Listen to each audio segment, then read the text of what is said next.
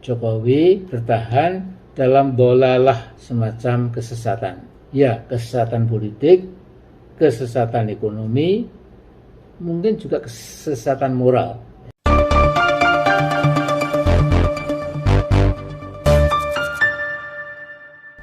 Iya, berjumpa lagi dengan Om Pen. Salam seger waras. Lagi-lagi nih, Mbah Amin kayak kepanasan lihat integritasnya Pak Jokowi. Ketua Majelis Syuro Partai Umat ini punya analisis ngawur dengan ditetapkannya tersangka Pak Johnny G. Plate yang menjabat sebagai Menko Minfo. Merasa yang bakal rugi adalah Pak Anies. Akhirnya pilih mengarang cerita seakan-akan Pak Surya adalah konco presiden yang sudah insaf. Nah, Mbah Amin bukannya narasi itu lebih tepat buat jenengan. Makin berumur mestinya mendekat pada Tuhan, bukan mendekat pada kekuasaan. Makin lama muhasabah, jangan banyak membantah. Lebih sering introspeksi daripada memaki. Pilihlah jalan bertobat, bukannya malah sering kumat. Nih, apalagi mengarang cerita yang bisa membuat tambah menderita loh, Mbak.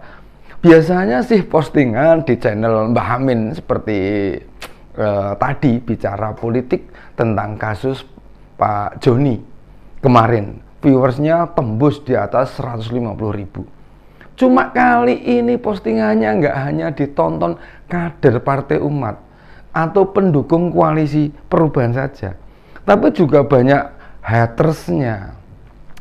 Dari mulai komentar yang santun menasehati Pak Amin untuk tobat, ada yang tidak percaya analisanya, malah ada yang nuduh Pak Amin belain koruptor ya. Bahkan beberapa di antara mencaci maki. Ya ampun Pak, Masya Allah, gini amat ya jadi politisi. Tahun depan sudah 80 tahun loh Pak Yuswo sampean itu. Ingat, siksa kubur Mbah, jangan merasa paling suci. Narasi yang sampean buat kemarin itu memang membuat kita yang sesama muslim patut berucap istighfar berkali-kali Mbah. Astagfirullahaladzim, bagaimana tidak menyebut persamaan Pak Paloh dan Pak Jokowi itu sama-sama diasuh oleh oligarki. Sayangnya tidak disebut siapa oligarki yang mengasuh Pak Jokowi. Seperti biasalah, asal tuduh aja Mbah Amin itu.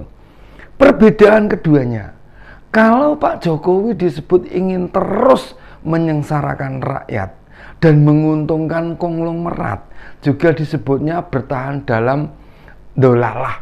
Nah, dalam dolalah atau kesesatan politik, ekonomi dan moral. Apa buktinya bila Pak Presiden bertahan dalam kesesatan itu? Seorang muslim namun hatinya tidak dihiasi kalimat thayyibah, makanya yang keluar ya kata-kata negatif. Sudahlah Mbah Amin, sampun. Urusi Partai Umat mawon, urusi Partai Umat saja. Fokus dan besarkan dan menangkan beberapa kursi untuknya. Itu memang masih ingin. Kalau itu sampean jika masih ingin bermain di politik, berkacalah pada tokoh politik lain. Pak SBY itu wes jarang jedul, jarang keluar. Paling sesekali, meski sekali keluar, keliru bicaranya. Atau dulu almarhum Pak Habibie, Pak Tri Sutresno, Pak Hambiahas, Pak Budiono, dan masih banyak tokoh lainnya. Mereka ketika berhenti dari jabatannya, ya sudah, sampun, tidak cawe-cawe lagi. Ditambah makin sepuh, otaknya sudah tidak mampu, bisa banyak kelirunya Pak. Nah, Mbah Amin ini merasa sebagai mantan profesor di UGM, analisanya kayak masih tajam. Nah, buat konten saja sudah pakai teks alias membaca. Itu menunjukkan sebagian nikmat sudah dikurangi oleh Allah. Mestinya tahu diri dong Mbah. Memaksa diri itu tidak baik, bisa makin jauh tersesat jalannya. Masih nyuruh-nyuruh Pak Surya Paloh feedback, memukul balik analisa cap opo mbah. Yang korupsi itu kan kader Nasdem, itu asalnya dari partainya Pak Paloh. Lah kok disuruh memukul balik? Udah tahu dan jelas salah loh mbah itu. Piye tapi mbah? Gimana maunya mbah Amin itu gimana? Gini Mbah Amin, kalau tidak tahu kasusnya, tak kandani mbah, tak caosi pirsa. Proyek BTS itu anggarannya 10 triliun.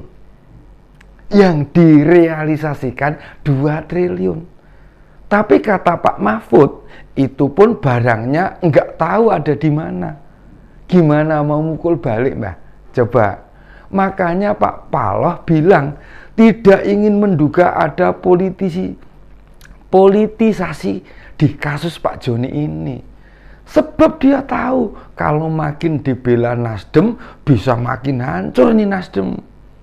Dan yang tidak habis pikir, Mbah Amin kok malah menyebut Pak Jokowi itu presiden tergawat karena mencoba membunuh Pancasila dan membonsai demokrasi.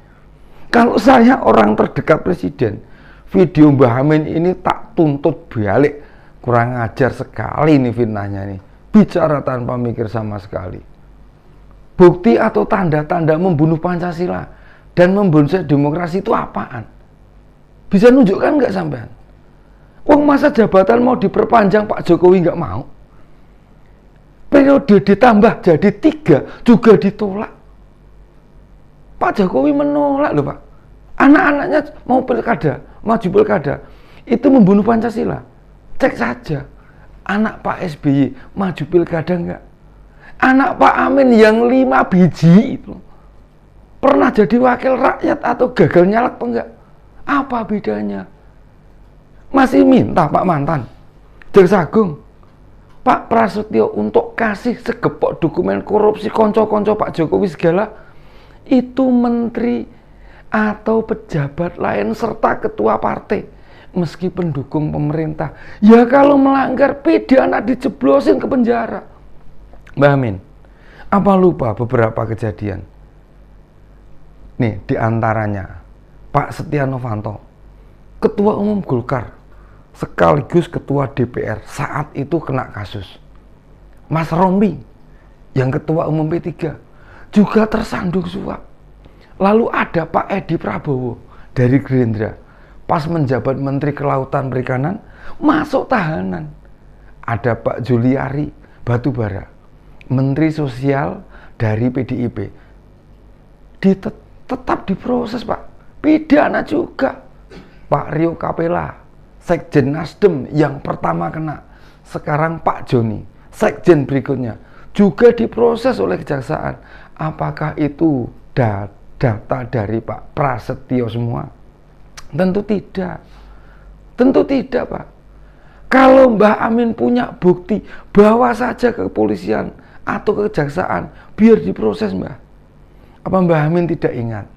Dulu waktu jadi tim pengawal peristiwa pembunuhan TP3 Laskar FPI, katanya punya bukti pelanggaran HAM oleh polisi. Waktu itu Mbah Amin kan diterima presiden di istana. Kalau nggak salah nih, tanggal 2 bulan Juli tahun lalu. Tapi waktu ditanya bukti autentik, kan nggak bisa menunjukkan. Sampai sekarang buktinya ditunggu Pak Menko Polhukam. Loh Mbah, ditunggu Pak Menko Polhukam loh Mbah, buktinya itu Mbah. Dinteni karo Pak Mahfud gitu. Jenengan itu loh, sebagai muslim dan orang Jawa, mbok ojo gumbede, gemblung, kumalungkung, merasa paling hebat sendiri. Nasib Mbah Amin sekarang ini loh, itu peringatan ringan dari Tuhan untuk mulai meninggalkan urusan duniawi. Fokuslah pada urusan ukhrawi. Ajal dan kematian itu salah satu rahasia ilahi. Kita semua tidak ada yang tahu pasti. Jika tidak segera sadar diri, maka jangan salahkan balasan yang jauh lebih menyiksa akan menanti. Gitu ya Mbah Amin? Istirahatlah yang cukup, agar tetap seger waras dan sehat, sehat jiwa, sehat raga, sehat pikiran. Nah, supaya tidak makin jadi bahan tertawaan banyak orang. Demikian opini Om Ben. Assalamualaikum warahmatullahi wabarakatuh.